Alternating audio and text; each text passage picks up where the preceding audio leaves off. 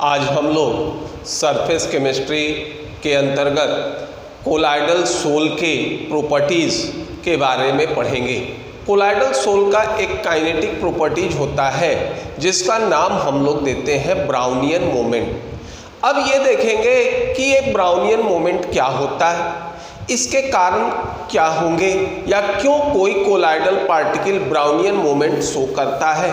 साथ साथ ये भी देखेंगे कि इसका इम्पोर्टेंस या महत्व क्या है, और साथ साथ ये देखेंगे कि ब्राउनियन मोमेंट इसके कंडीशंस क्या होते हैं। तो सबसे पहले ये देखते हैं कि ब्राउनियन मोमेंट इसका ओरिजिन कहाँ से हुआ। एक साइंटिस्ट थे जिनका नाम था रॉबर्ट ब्राउन, जिसका नाम था रॉबर्ट ब्राउन, और समय था लगभग 1827। इन्होंने ऑब्जर्व किया कि पॉलन ग्रेन ये होता है कि प्लांट के जो मेल सेक्स ऑर्गन होते हैं एंड्रोसियम, इसमें से एक छोटे छोटे डस्ट पार्टिकल निकलते हैं जो पॉलन ग्रेन कहलाते हैं। ये पॉलन ग्रेन का मूवमेंट जल में इन्होंने अध्ययन किया। इन्होंने ये पाया कि पॉलन ग्रेन जल में स्टैटिक नहीं होते, स्थिर नहीं होते, बल्कि ये जिग जैग मोशन करते हैं। इनका पाथ निश्चित नहीं होता, ये किसी भी तरफ इरेगुलर मूवमेंट में, डायरेक्शन में इरेगुलर वेलोसिटी से मूव करते हैं, और इसी जिग जैग मोमेंट को नाम दे दिया गया, क्या, ब्राउनियन मोमेंट कहा गया। तो सबसे पहले रॉबर्ट ब्राउन ने ये ऑब्जर्व किया, इन्होंने ये ऑब्जर्व किया कि pollen grain in water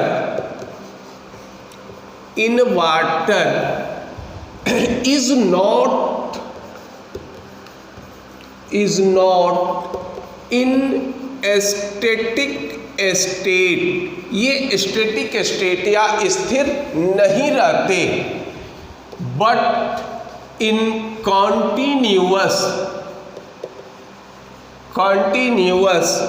zig zag motion, ये जिग जैग मोशन में रहते हैं, और इसी को नाम दे दिया गया, क्या, ब्राउनियन मूवमेंट कहा गया। चूंकि इसको ऑब्जर्व किए थे रॉबर्ट ब्राउन, तो इनके नाम के कारण इस जिग जैग मोशन का नाम दे दिया गया, क्या, ये ब्राउनियन मोमेंट कहा गया। अब इसके कुछ समय बाद एक साइंटिस्ट थे जिनका नाम था, क्या, वीनर।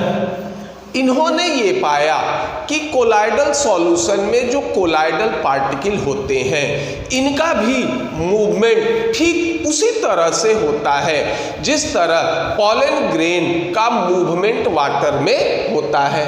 तो जिस तरह से पॉलन ग्रेन का मूवमेंट वाटर में जिगजैग मोशन में होता है, उसी तरह कोलाइडल सॉल्यूशन में जो डिस्पर्स्ड फेज होते हैं या कोलाइडल पार्टिकल होते हैं, इसका भी मूवमेंट ठीक उसी तरह जिग जैग मोशन में होता है, और इसीलिए इसका नाम दे दिया गया, क्या, ये ब्राउनियन मोमेंट कहा गया।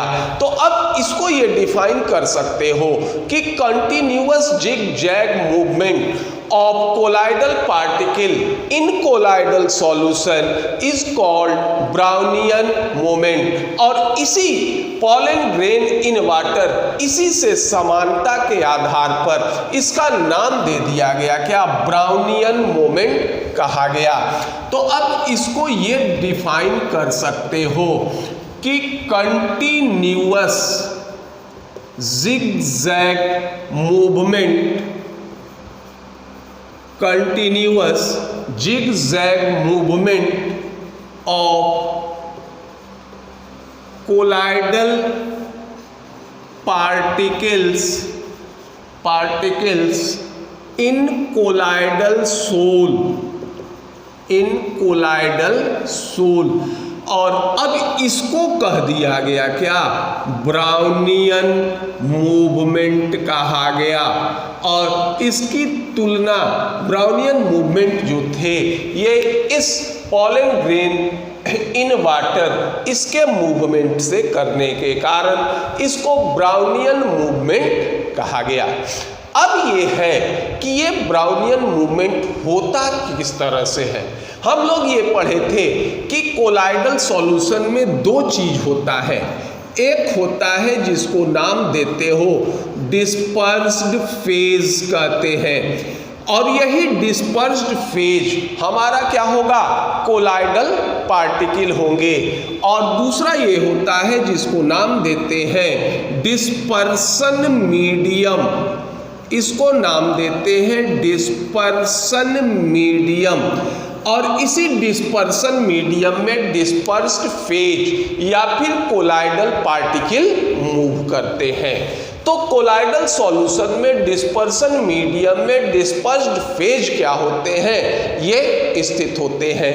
तो अब ये जो डिस्पर्सन मीडियम होते हैं इसके पार्टिकल जो होंगे ये डिस्पर्स्ड फेज पर इरेगुलर फोर्स एक्ट करते हैं। यानी डिस्पर्स्ड फेज के या कोलाइडल पार्टिकल पर डिस्पर्सन मीडियम के द्वारा कोई रेगुलर फोर्स या ये कहो कि इक्वल फोर्स प्रत्येक डायरेक्शन से वर्क नहीं करते।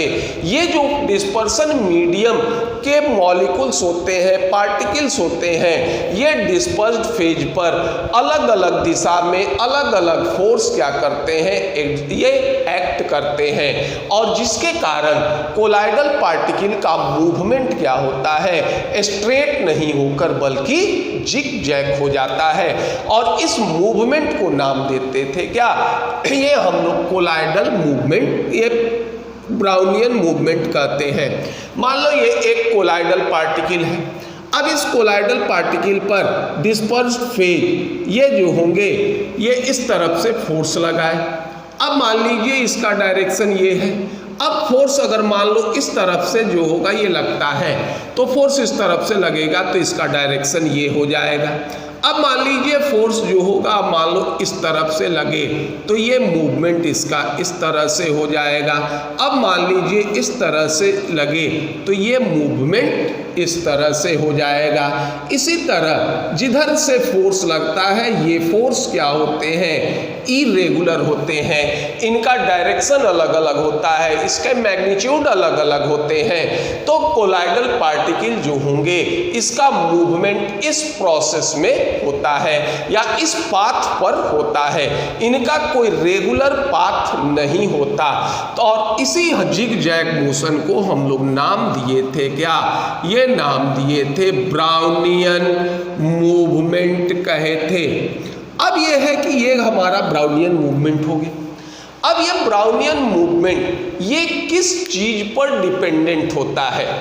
अब मान लो ये तो ये कहे कि अलग अलग कोलाइडल सॉल्यूशन होते हैं, कोलाइडल सॉल्यूशन अलग अलग कोलाइडल सॉल्यूशन होंगे, इनका नेचर क्या होगा, अलग अलग होगा। तो ब्राउनियन मोमेंट ये कोलाइडल सॉल्यूशन के नेचर पर निर्भर नहीं करते बल्कि ये निर्भर करते हैं किस चीज पर, कोलाइडल पार्टिकल के साइज पर निर्भर करते हैं और साथ साथ विस्कोसिटी ऑफ मीडियम पर निर्भर करते हैं कि जो कोलाइडल सॉल्यूशन होता है उसकी विस्कोसिटी क्या होगी।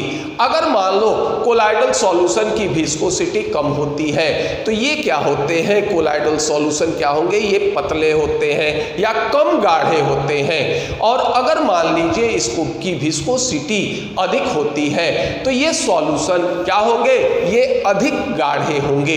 तो ये कह सकते हो कि ब्राउनियन मूवमेंट, ये कह सकते हैं कि Brownian movement does not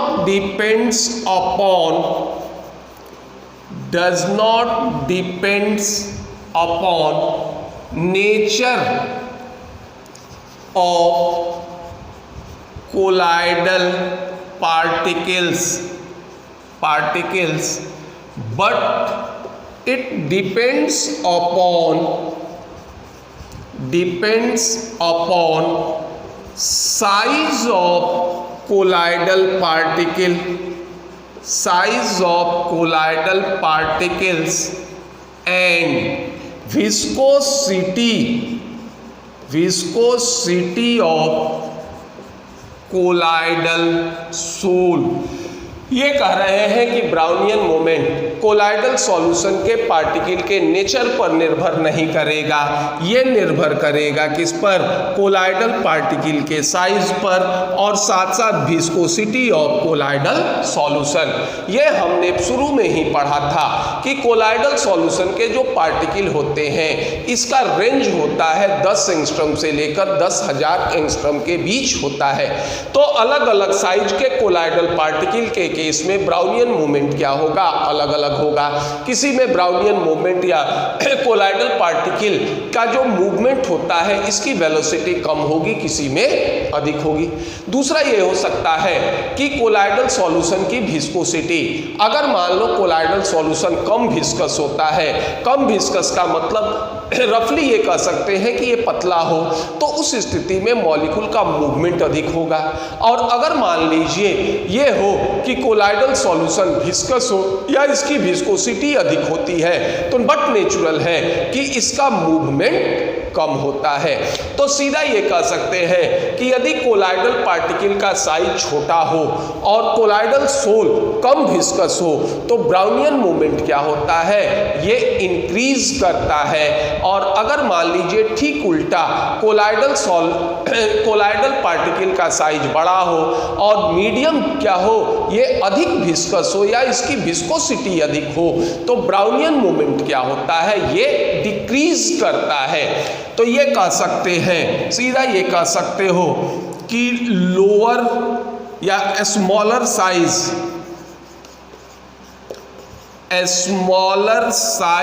of colloidal particles and ये हो जाएगा lower viscosity of colloidal sol. इस स्थिति में क्या होता है, ब्राउनियन मूवमेंट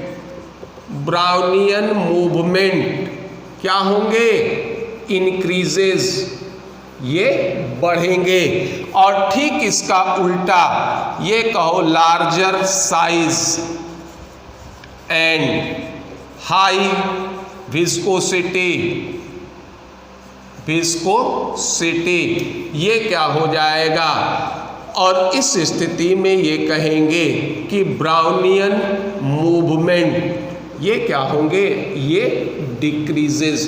देखिए ये तो हम लोग नॉर्मली देखते भी हैं कि मान लो जो सॉल्यूशन पतला होता है, ठीक, तो या कोई भी जो होगा ये पतला होगा तो उसमें मॉलिक्यूल जो होंगे इसका मूवमेंट क्या होता है, अगर मूव करते हैं तो इसकी वेलोसिटी अधिक होगी। और मान लो जो सॉल्यूशन गाढ़ा होता है तो उसमें मॉलिक्यूल जो होंगे इसका मूवमेंट या ये कहो वेलोसिटी कम होता है। तो ब्राउनियन मूवमेंट ये डिपेंड करेंगे साइज ऑफ कोलाइडल पार्टिकल और विस्कोसिटी ऑफ कोलाइडल सोल पर। अगर पार्टिकल का साइज छोटा होता है, मीडियम या कोलाइडल सोल का विस्कोसिटी कम होता है तो ब्राउनियन मूवमेंट इंक्रीज करेगा।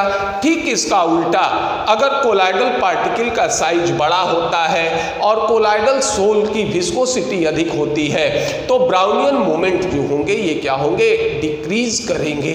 दूसरा ये होगा कि ब्राउनियन मूवमेंट इसके अलावे टेम्परेचर पर भी निर्भर करता है।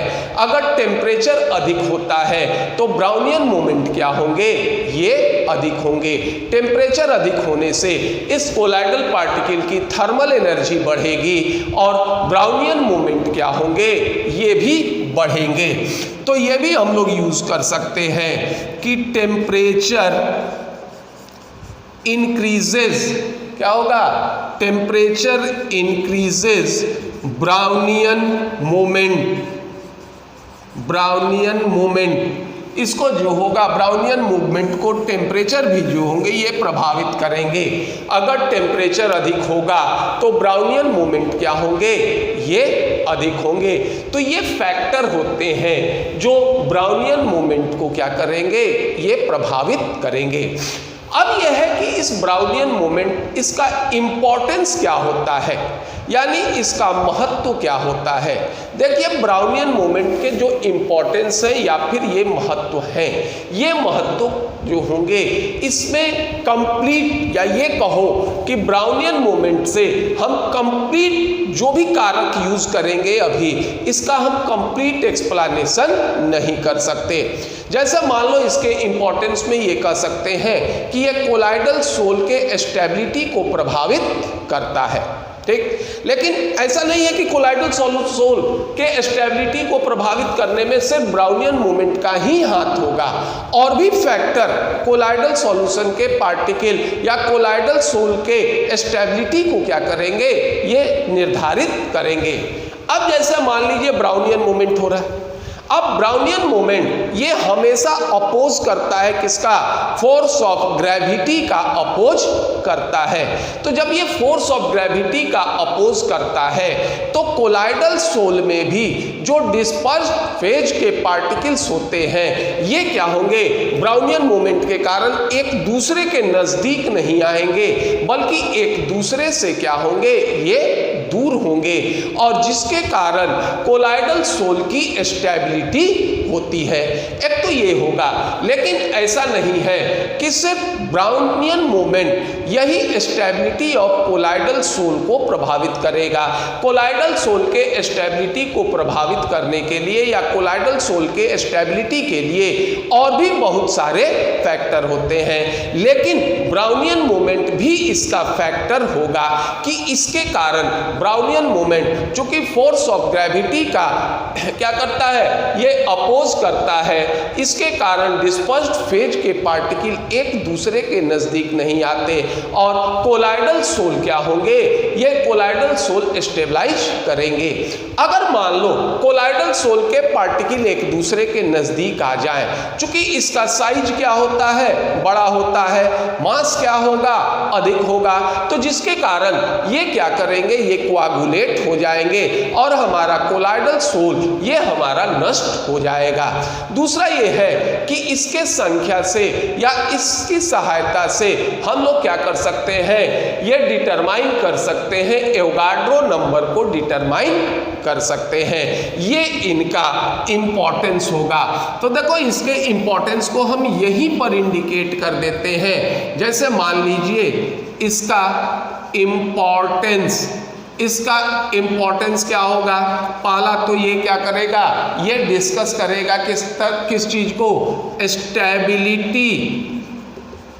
स्टेबिलिटी ऑफ कोलाइडल सोल, और दूसरा ये होगा कि डिटरमिनेशन, ये बताएगा डिटरमिनेशन ऑफ एवोगाड्रोज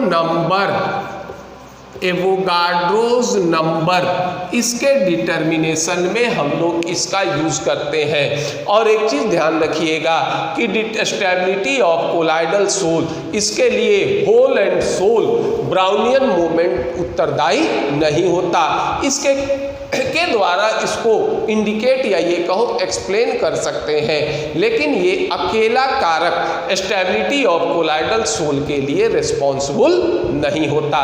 तो इस तरह से ये कोलाइडल सॉल्यूशन या ये कहो कि कोलाइडल सोल के काइनेटिक प्रॉपर्टीज में ये होता है हमारा क्या, ब्राउनियन मूवमेंट होता है। तो ये आपका कोलाइडल सॉल्यूशन का दूसरा प्रॉपर्टीज हो गया, ब्राउनियन मूवमेंट। तो अगर आपको ये वीडियो पसंद आए तो लाइक कीजिए, सब्सक्राइब कीजिए। धन्यवाद।